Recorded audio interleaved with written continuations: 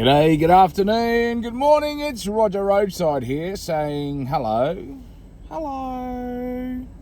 Oh look, there's TCH Hire or tchire.co.uk getting a bit of free publicity on Roger Roadside's channel.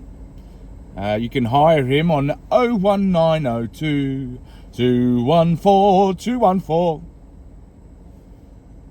They do vehicle rentals apparently. Give them a call. They've given absolutely no money to this video, but they've just been in the right place at the right time. Listen, Roger Roadside here. I've got a very quick one this morning. As you can see, it's very grey, gloomy, can't see the sky. You know, what is going on with the weather? 1 minute it's, oh mate, I thought we were about to get the flip-flops out, or as I call them, thongs, but everyone just can't understand that even if I say thongs with an S, they just automatically, their mind goes to the gutter. They just think I'm talking about a thong piece of lingerie. But yeah, I thought I was going to get the flip-flops out the other day for the rest of the week, but sadly no. But just a very quick one today, and I've made this point before in a roundabout way, but I just think it's very important to keep nailing this on the head, because at the end of the day, regardless of what you think or how you feel or which side of the bread you butter yourself on, whether you're a lefty, whether you're a righty, whether you're someone in the middle, the thing is, we're fucked, right? Here in Britain, we're fucked at the moment. There's no way that anyone can tell me that we're not, okay? And I'll give you my reasons why I think we're fucked. You know, economy's broken and in a downward spiral. The amount of debt that the country is in is ever increasing and getting into the billions of trillions of billions. The hospital system is broken. It's something that you know is okay if we had maybe 30% fewer people in the country. And maybe it would be okay, but we don't. We have shitloads more, and that's the people that we do know about. The transport stuff, you know, to get to Manchester, it costs you, you know, unless you book in advance, like about 4 years in advance, a trip to Manchester on the train is going to cost you about, I don't know, in the hundreds of pounds. Whereas if you go overseas and you go to like Asia, or I mean, you know, I lived over in China for 3 months. I have lived all over the place, and you know, even across Europe, you can travel vast distances for extremely cheap prices. You know, and it's a disgrace that here in the UK we have to pay so much. Those are just like two or three things that I've sort of mentioned. You know, the list could go on, but I just don't want to make this a 20-25 minute video. There are so many, you know, the infrastructure is just crumbling and it's decaying, and we live in this perpetual cycle of politicians and governments that come out and say, we're going to fix it, and they never fix it. You know, they siphon money here, there and everywhere, but never actually dedicated to the areas that need, you know, the most attention. So in a roundabout way, we've got to the question that I wanted to ask this morning, which is Sir Keir Starmer a saboteur? Is he sabotaging Britain? Get your thoughts down below. Also, before I crack on, I've got a subathon goal. You may see, I think I've pinned the video to the channel. By the 11th of March, which is my son's first birthday, I'd love to reach a goal of subs. And at the moment, we're sitting at about 79. I'd like to get to 100 by the time of his first birthday. He'll be turning 1 year old on the 11th of March, which gives us about a week to get roughly 20 odd subs. So can we do it? That is the question. Listen, if you've stumbled across this video, if you've got this far so far, we will be getting into the video in just a second, but it's just at this point in time, up until the 11th of March, we've got a little subathon going on. If you can help out, if I can get to 100 subs by my son's first birthday, it just makes me feel like I'm a super cool dad. like at one point in time when he's a lot older, I can say, I've got 100 people that follow me on YouTube, son. And he'll go, probably at that time, he'll probably get 100 subs in about, I don't know, 5 minutes. But anyway, if we could do that, that would be great. So make sure you sub the video and sub the channel. But is Sir Keir Starmer sabotaging Britain? And I asked this question for one reason, and it sort of relates to a lot of my videos. There just doesn't seem to be a lot of common sense going on with regards to the direction that this country is taking, the stances that this country is taking, where we're positioning money, where we're positioning, the importance of things. Like, for years, society has screamed, and this is just one thing, but for years, society has screamed out, it's hard to buy a bloody house. It's virtually near on impossible for young buyers to buy a house. I know that there's a ton of issues in society, but I'm just pulling out one at the moment, right? What are we doing about that? Every government comes out and says, oh, well, we've got to build more affordable houses. We've got to keep building.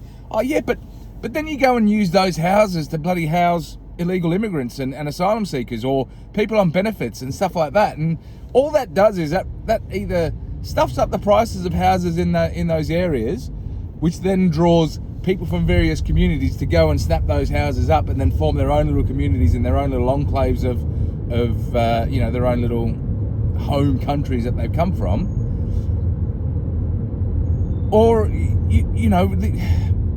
we invite overseas investors to come and do things, or we have things in place like HMO systems, whereby the councils will grant landlords guaranteed rent and for multiple years, and replacement of furnishings and all this sort of stuff, and they'll pay 2 or 3 times the amount of the average rent for that area, which not only drives up the rental amounts for those areas, but also drives up the house prices, because as soon as you've got a house that you can slice and dice and convert the kitchen into 3 bedrooms on top of the 3 bedrooms that are already existent there, and then convert the lounge room into 2 bedrooms, and in the toilet you could probably get a single bed in there.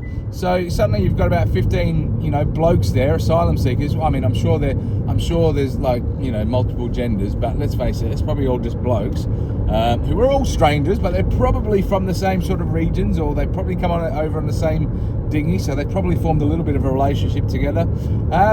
And we don't really know who they are or anything like that, but let's just shove them in a house, and we'll give the landlord twice double the rent and all that sort of stuff. We have those sort of procedures in place, and then we sit back and we wonder why general society, British society, indigenous society is struggling to buy a house. Not only that's just one very small reason for that, not even taking into account the shit economy and the shit wages and the shit opportunities and yada yada yada. I mean, I could go on forever, but I just don't want to, because I want to get back to Keir Starmer, right? So Keir Starmer came into power, and fair enough. Look, I could have got the Prime Minister. I could have become Prime Minister if I was leading the Labour Party at the time. I could have basically said nothing. I could have probably come out every time and just going, g'day guys, how's going? Yeah, look, I'll probably do some stuff when I'm in power. But the biggest thing I've got to offer is I'm not these blokes over here. Vote for me. And I probably would have won the vote over the Conservatives, over the Tories. And I don't necessarily think that. I don't think that reality is anywhere near Sir Keir Starmer's skull or anyone around him. I don't think it's anywhere near their proximity of their minds, because if it had been, they would have, as soon as they got into power, they would have gone, do you know what, guys? We've not been in power for 14 years. There's a reason why we're in power, and let's not kid ourselves. It's not because we're suddenly now amazing politicians and we've got amazing policies. Because first and foremost, we haven't really got a manifesto anyway. We've come out with a few promises, but all we've really promised is to be adults and to not have half as much drama as what these guys have had. So let's face it, we've not really come into power based off skills or based off effort or based off the fact that the general public think that we're more suitable to do this job than the other crowd. It's just they're tired of it, mate. It's been 14 years. It's been in a decline, and it doesn't look like it's getting any better. And they've had a few faux pas over the last 12 to 18 months. And we've taken advantage of that opportunity, and we're now in power. So starting from now, we need to be 10 times better than what we are. And that should have been what was said and discussed on the very first fucking day. But instead, they came in and they swanned around. They go, oh, this is such a seismic victory. Oh, look at us. Aren't we amazing? The adults are back in charge. No more scandals, no more scams, no more dramas. Fuck off. In the first 12 months, you lost half of your bloody cabinet because they were either fucking around with the system or getting out of bloody, taxes and not paying their capital gains tax, and, homeless minister kicking out people in onto the streets that they rented their houses to. Like, it's an absolute sham. It's a sham. But again, I go back to Keir Starmer. He's the person in charge. He's the top of the totem pole. He's the decision maker, right? At any point in time, have you ever felt motivated, or have you ever felt a warm and fuzzy feeling that he's our Prime Minister? Have you ever felt that he's in control? Have you ever felt that he's doing work for you and for I and for the majority of people in this country that have lived here either for all their lives, or at least a pretty bloody decent part of it, who have contributed day in, day out? I've never been on benefits over here. I've been here for 20 years. I know I'm Australian. I know I'm not from here. I know I'm not Indigenous to this country. But for the last 20 odd years, I've worked full time, I've paid taxes, I've not been on benefits. I received benefits once during COVID,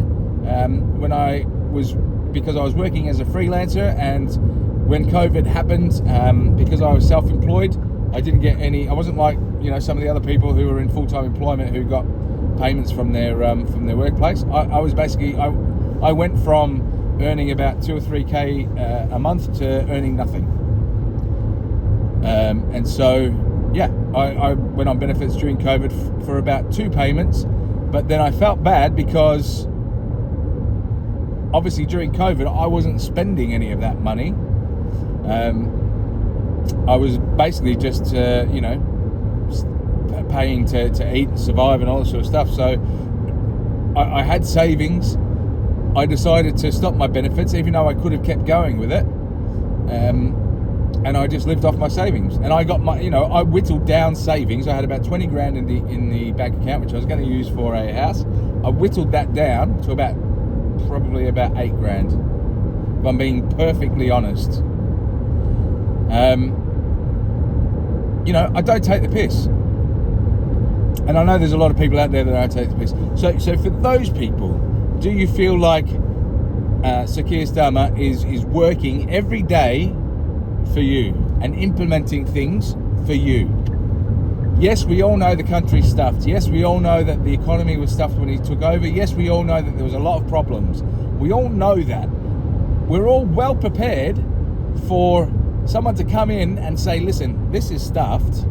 We've got to make some hard decisions. Not everyone's going to bloody like them, but we're going to make those decisions because we feel like if we make those decisions within the next 3 to 4 years, we'll start turning around this ship, and we'll start heading into positive territory. But we need to go through this.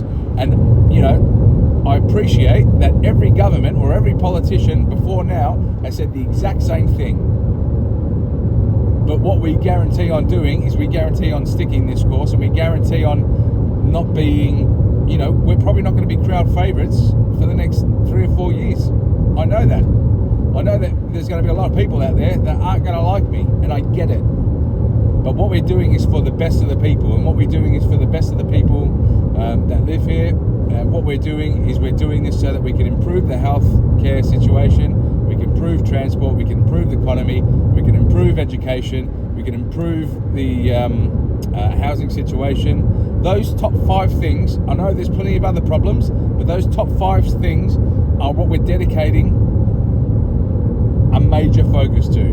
We will continue to put out small fires where we can, and we'll continue to do that. But those top 5 things are the things that we're concentrating on seeing significant improvements within the next 3 to 4 years. In order to do that, we need to take these hard, bloody steps, and it's going to be hard, but we'll do everything we can to make it as least painful as possible. And that's what I expected someone who uses common sense, who's going to come into the Prime Minister role, to do. Did they do it? No. Well, we're not going to raise taxes. No, we're not going to do that. 2 months later, we're raising taxes. Oh, we're going to cut benefits. We're going to cut benefits. We'll save some money by cutting benefits. Oh, no, you can't cut benefits. Oh, apparently, no, we're not cutting benefits. We're giving more money to benefits. Like, it's just been week in, week out of U-turn, of disastrous decision after disastrous decision. I can't imagine anyone being a Labour minister in this period of time, because you just must feel like you're going through the ringer every time Sir Keir Starmer opens his mouth about something, because you just must feel like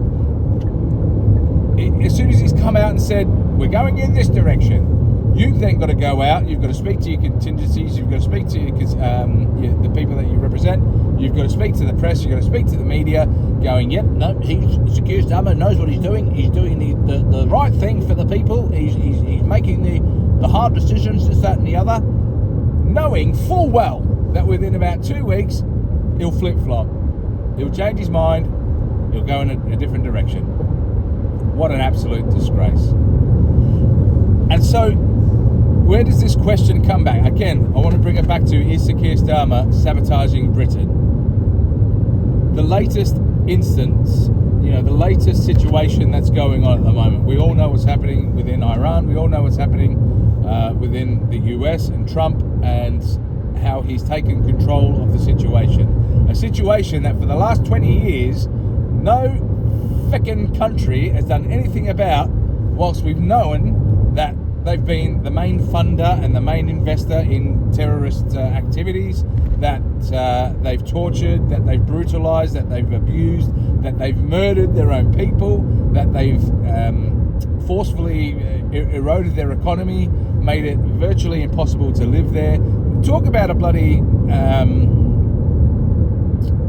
genocide and all that sort of stuff.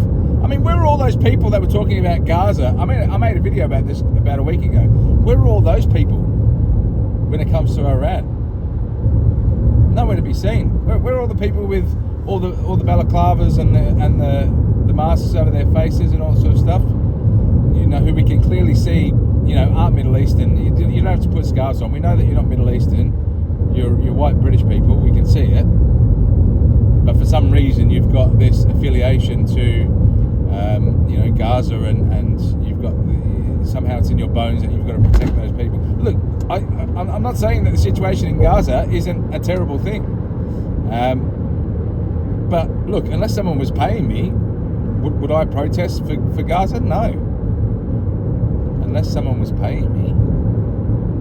But anyway, back to Sir Keir Starmer and him being a saboteur. We've just seen this morning that Greece have joined the party in aiding the US. Greece! We know that Germany, that a few of the other surrounding countries of Europe, a lot of them don't even have as much of a population as what there is in bloody London. And they're supporting the US.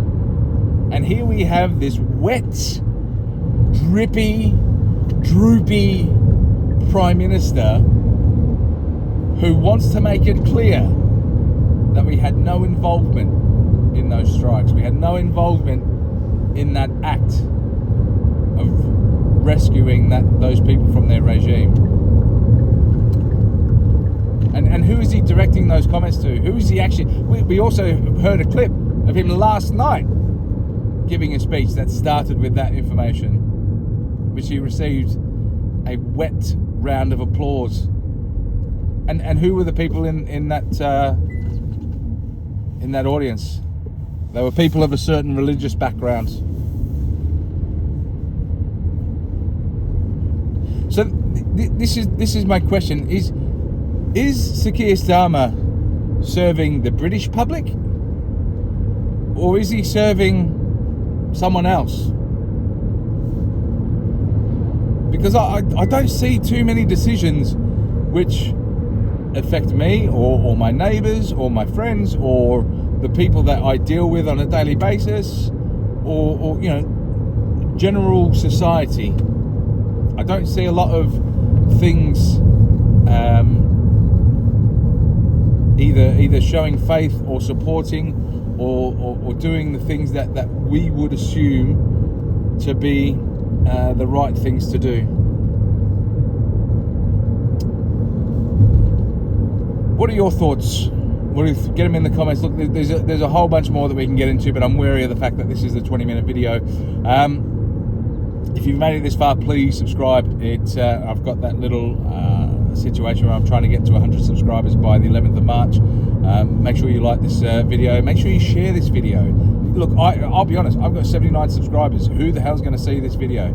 Some of my videos are lucky to see 4 or 5 views. Some of them get a couple of hundred views, and I'm very grateful for that. But if you've made it this far, please, and you know, if you agree with what I'm saying, or if you agree with the question being asked, you know, at the end of the day, I'm not particularly giving too much of an insight here. I'm simply just asking the question and saying that, you know, get your comments in the comments below. What do you think? But if you think it's important to ask the question, make sure you share the video.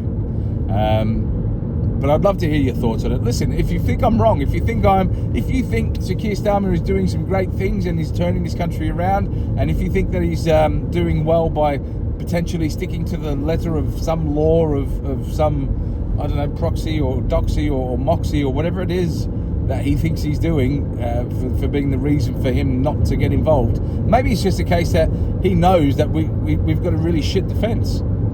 If we dedicate our defence, you know, our troops and you know, maybe our equipment or anything like that, he knows that for the last few decades, various governments have been siphoning money out of defence.